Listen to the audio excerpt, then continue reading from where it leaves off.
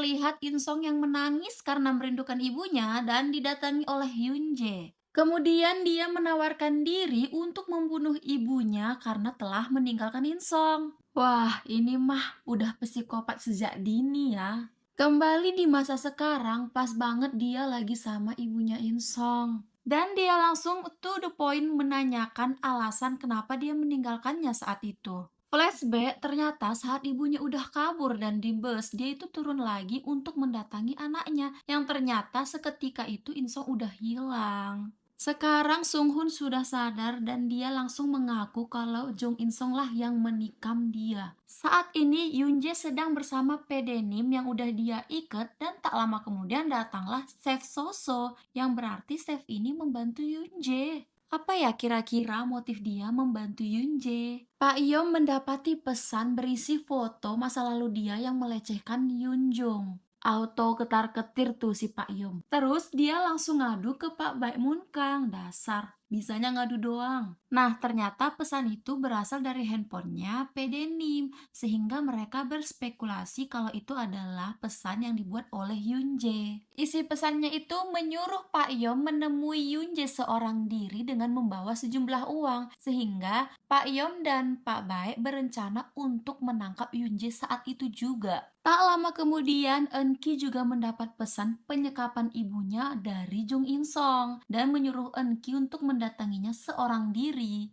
Yoon Jae yang sudah menyuruh Enki memakai taksi kirimannya, ternyata supir taksi itu adalah Chef Soso. Bener-bener mencurigakan sih chef yang satu ini. Ayahnya Sung Hun juga ngasih tahu ke Sung Hun kalau ibu mereka juga hilang. Akhirnya para detektif berkumpul dan menyimpulkan siapa saja yang hilang dan ternyata ada 8 orang. Kemudian Sung Jun berpikir mungkin mereka dikumpulkan di suatu tempat. Eunki sudah sampai dan dia mendapati Menteri Na dalam keadaan pingsan dan dia langsung menanyakan kepada Chef Soso kenapa dia ikut membantu Yoon Jae. Seperti petunjuk, Sung Jun dan Sung Hun melihat ada angka penting di dalam sebuah gambar yaitu 240 dan ternyata itu adalah villa saat Yoon Jung disekap. Kemudian mereka berdua langsung cus ke sana dan ternyata sudah dipasang bom di dalam rumah itu. Menurut Sung Jun, ini adalah pengalihan dari Yoon Jae dan kebetulan Sung Hun ingat kalau pusat kesejahteraan itu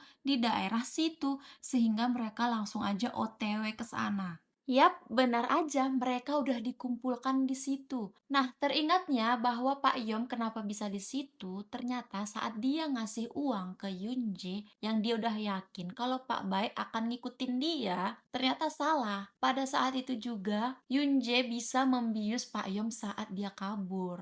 Nah, lain halnya dengan Pak Baik yang saat ini kakinya udah terluka karena saat dia mengejar sama Yunje, kakinya terperangkap. Enki dan yang lainnya pun sudah terbangun dan mereka tersadar bahwa tempat itu sudah dipasangi bom. Yunje yang memantau mereka lewat CCTV dan ngomong lewat speaker itu membenarkan kalau tempat itu sudah ada bom. Dan dia memberikan syarat jika mereka mau hidup yaitu salah satu dari mereka itu harus mati. Dan waktu mereka itu selama 10 menit. Saat itu juga timer bomnya hidup. Kemudian ibu Insongnya ini menawarkan diri. Tapi Yunjae bilang, nah terus siapa yang membunuh? Ya itu nggak perlu diragukan lagi ya. Sudah pasti bagi Pak Baekmun Kang itu mah biasa.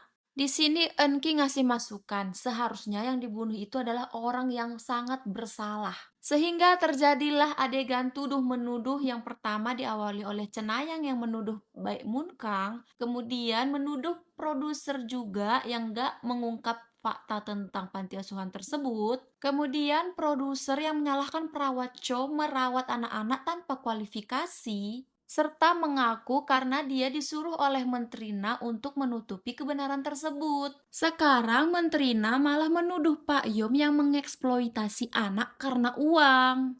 Di sini Pak Yom malah menuduh suaminya Nak Gohi. Wah, jangan-jangan Hakim Ryu juga ada nih hubungannya sama panti asuhan ini. Kemudian dia langsung menuduh Baek Mun Kang bahwa sebenarnya dia orang yang paling jahat. Iya juga sih. Tapi lucunya dia minta pertolongan ataupun perlindungan dari cewek. Nah, di sini Baek Moon-kang itu adu mulut sama Eunki yang akhirnya karena kebanyakan ngomong dan waktunya berjalan, dia menargetkan siapapun yang dia tangkap. Jadi dia itu berantem lah sama si Eunki. Siapa sangka, terbongkarlah fakta bahwa ayahnya Eunki adalah Baek Moon-kang. Wah, merinding banget sumpah. Aku nggak nyangka bisa prediksi aku benar. Waktu itu aku review udah di episode 10.